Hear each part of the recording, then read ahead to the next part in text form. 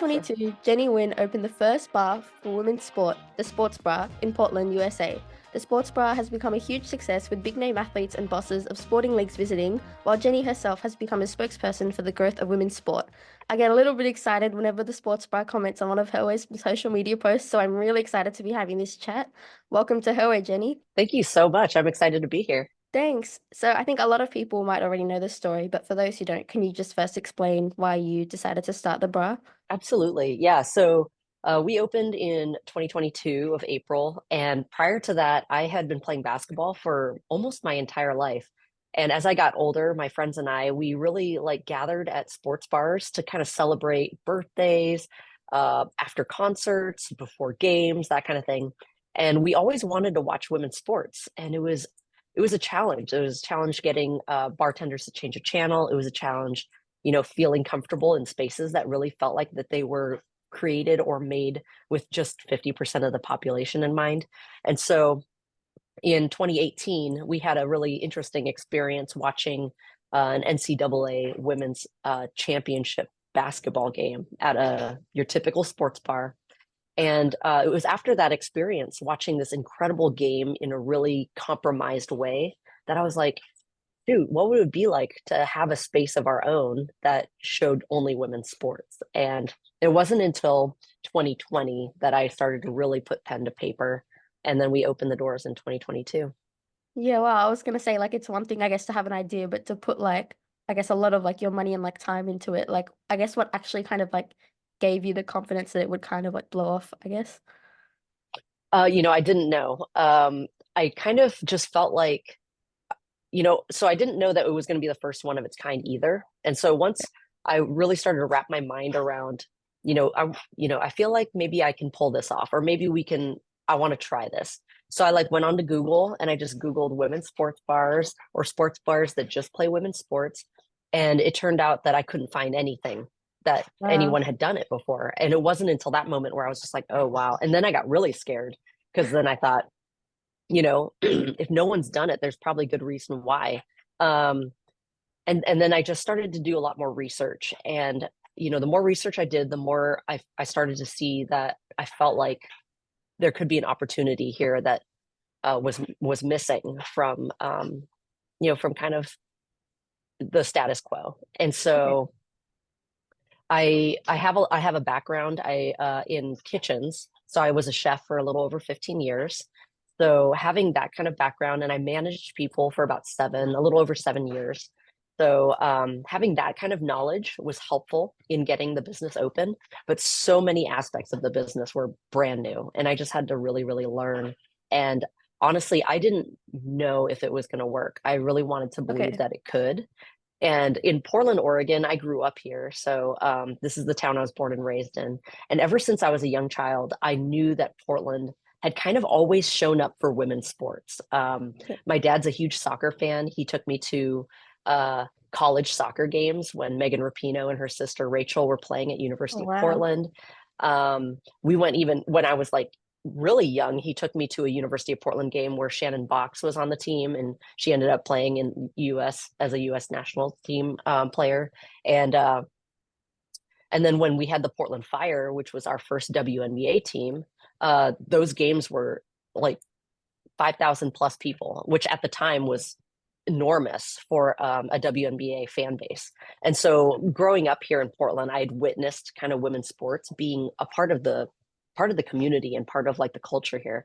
So I thought to myself, okay, well, if this is going to work, it's going to work in Portland. If it doesn't Yeah. work in Portland, it won't work anywhere else. Is kind of the way I thought about it. And it wasn't until, we kind of actually launched into the public view that the outpouring of support started to come out. And I was just like, oh, wow, this maybe actually work.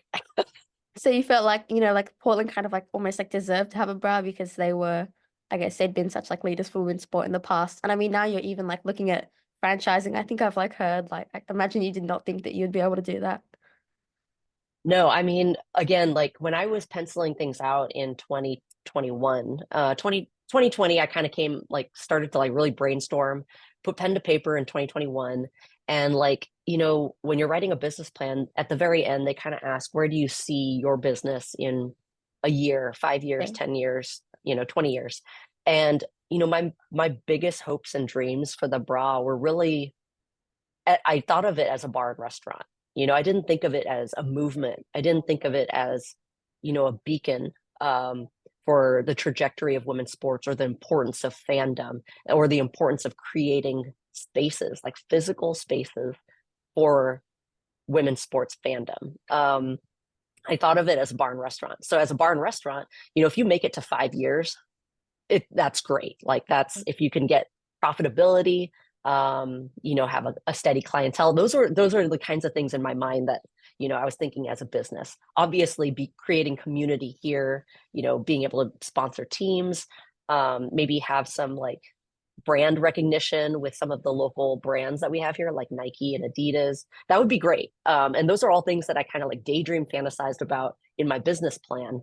But once we got the doors open on April 1st, 2022, it was very clear to me that I had underestimated what the bra could be and what the bra could mean. And so it's really just it's opened my eyes. Having the sports bra has really opened my eyes to the possibilities of creating space, what that means. Yeah, I feel like it definitely like has been, I guess, the start of like a movement in women's sport because you opened it right when I guess women's sport like started to explode and everything. Like, but I guess just in terms of like the biggest changes that you've seen just since opening the bra, like just even like people's like knowledge of female athletes. Oh my gosh, we've seen such a dramatic change in everything from content. Like I remember when we first opened, we were just scraping scouring like every channel trying to find women's sports. And sometimes we turned the TVs off because there weren't any live games and we were tired of showing replays or something. Um, and now there's just, 2 years in, and there's more sports than we can possibly show. I'm like, wow, we need more TVs. But like, so that's one thing. So content, and then clearly things like investment, advertisement dollars, marketing, the production value of what is being played. All of those things have dramatically increased over time, which bring in more eyes. If people are spending money on making it more like fascinating to watch, like it's not like the athletes or the sports have dramatically changed. It's how their stories are presented. It's the quality of the streams or the broadcasts. All of those things having investment being at the pillar has bolstered everything. And so the ability to be a fan has increased dramatically. The types of fan, like we just went from like casual fan to like rabid fandom. It feels like overnight, but like there have been rabid fans for decades of women's sports, for decades and decades. As long as there's been incredible athletes, there's been incredible female athletes, there's been incredible fandom. But the ability for them to congregate, meet, share experiences, and do it in a public space, that is all very, very new with the bra, unless you're at like an arena going, buying tickets, going to the games. Yeah. So we're seeing all of that happening, all of that changing.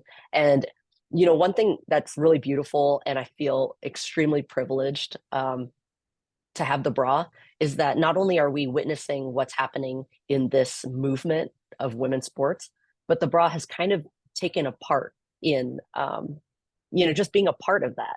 So being a part of something that is making history and also watching history happen, unfold right before our very eyes. What a joy. I mean, like every day is like record breaking this, record breaking that. And Yeah. we can show it upstairs on our screens for our fans. Like, what a time to be alive. Yeah, I know, right? And like you said that you got, you've had like so many more like passionate fans, I guess, come in. Is there like a sport that's kind of like surprised you, or I guess that maybe didn't have as big a fan base before and they've really just grown? Yeah. I mean, honestly, the introduction of new leagues, I know the PWHL isn't new, that it's just like a reiteration of two leagues previous, but like the reintroduction of the PWHL in a major way this year, and then Real Pro Volleyball, like those two that came up Okay. in 2024, both of those have just, I mean, they're in their first season, quote unquote, their first season, and they're showing just sold out venues, millions of people watching on TV, fan base gathering here at the Bra, like entire families, who have daughters who play volleyball or hockey. they come here, they watch it, and it's just like rabid fandom from season one. You know, like we're talking about the W being in their 28th year. Um, you know, the NBA has celebrated over 100 years, and these are two brand new leagues that when people put a bunch of money behind it, the quality of the broadcast, the ability to just watch it on network TV or on broadcast TV, all of those things have created this incredible fandom in just year one. So like what I thought would take a couple years to catch on has just been like lightning rod fast as far as those two being introduced this year. And that's what I'm really excited for, like the new leagues and the new stuff that's coming up. Not to mention the stuff that has been around Yeah. that has needed the investment and the support. But those two have had really dramatic fan bases for having just started. Okay, I definitely want to like come back and ask a lot more about that later, but I just also wanted to For sure. like just ask like I guess apart from obviously like what's on the TVs, what's being shown, what have you I guess done like differently than traditionally to make like the bra more inclusive than like other sports bras? Yeah, I think that's a great question. I feel like, it's not like I woke up one day and I was just like, this is what the bra is going to be. We opened the doors, we learned a lot of lessons. Um, I realized that, there are a couple things that are at the core of how and why the bra is the way it is. One is that we try to make decisions with intentionality. So every time there's an opportunity to make a decision about something, whether it's, where we're sourcing our alcohol from to you know who we're buying our furniture from, there's an opportunity there to be intentional, and so that intentionality encompasses kind of our motto, which is we support women. And so when we go to make a decision, we're like, okay, how does this support women, or how does this support the community, or how does this um, tap into contributing to underrepresented stories, or underrepresented communities. Okay. uh, yeah, so I think that's a big one. Intentionality with every decision that we try to make here. And then the other one is authenticity. So uh, I'm an only child, first generation Vietnamese American, queer person of color, and a woman. And so my lived experience has a lot of intersectionality. And whether I knew it or not, I was building and creating a space where I felt like I belonged. I also have some dietary restrictions. So when I think about building a space where I feel like I belong, I'm tapping into all the things that make me feel at home or make me feel welcome. And so all those intersectionalities really include a lot of people. And again, from everything to from like gender neutral restrooms to gluten-free, dairy-free, vegan options on the menu, to zero proof cocktails. Like all of these ways are ways that we can like say anybody can walk in, and we can, in our own way, we can say, we see you, you're welcome here. Well, This because like if somebody walks in and they uh let's say are vegan, and there's yeah. nothing for them to eat on the menu, how do they feel seen? How do they feel represented? So we try to be intentional and bring authenticity to the space. Well, I have a small lactose intolerance, so I would definitely feel very welcome. It's kind of like felt like a bit recently that like maybe women have to be like grateful like for playing in a big arena or just even like, like getting coverage. Do you feel like that's kind of just changed even in like the last couple of years? Absolutely. Yeah, there has been this sense of um like settling for scraps or settling for crumbs when we want the whole cake. And for a long time, that there is this gratitude around, oh, thank you for letting me have a seat at the table, letting me Yeah. this, letting me that.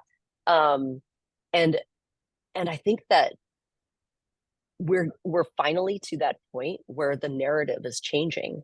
And when women have positions of power, when they take or create tables for themselves to sit at, like that's when we're changing the narrative. And when that narrative gets changed, we get to hear stories that are told from a different perspective. We get to, there's dramatic shifts, and equity in different arenas, from who's directing uh, the film to who is reffing the game, to who is the athletic trainer, to who's the coach, who owns the team, who's the GM, like all of those things, they matter. And so I think when we demand equity, when we demand what we've always deserved, we're starting to see the fruits of the labor of the decades and decades of hard work from everyone from civil rights activists to the wild feminists. So yeah, I think we can never forget that what we're building now is on the foundation of thousands and thousands and thousands of women's hard work over the Yeah. past 100+ years, right? And just what I was thinking, like over here, like the Matildas, they've had so many like sellouts since the World Cup. Like it feels like the momentum has really just continued from that. And I'm imagining it's the kind of the same in the US. Like we've had just record crowds in the domestic league, which is amazing as well. Is that something that you've really Totally. seen? The momentum just stay. Absolutely. For sure, for sure. And like people have asked or like are concerned about this being like a peak and that Yeah. there may be a dip, because we saw, for example, women's basketball, women's pro basketball peak in like 95 when 95, 96 when we had the USA Dream Team, and then it kind of fell off. But I think that the difference is the narrative.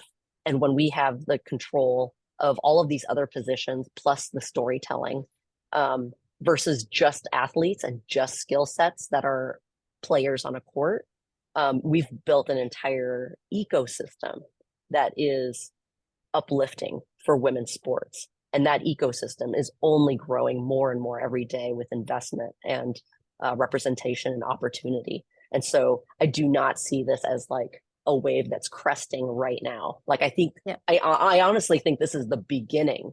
Like we're still like as awesome as it is, this is the beginning of like a skyward trajectory that is like I don't think anyone can predict how huge it's going to be. Yeah, I think it's definitely gonna we'll see a lot of growth even in the next few years. And Oh, for sure. this is something that I wanted to get, I guess, your opinion on, like gridiron, like slash kind of the NFL. Like, I feel like they get the biggest like sporting crowds in the world from what I've seen.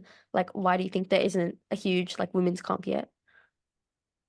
For football, for American Yeah, football? That's a great question. I think honestly, what it boils down to, my personal opinion, is sexism.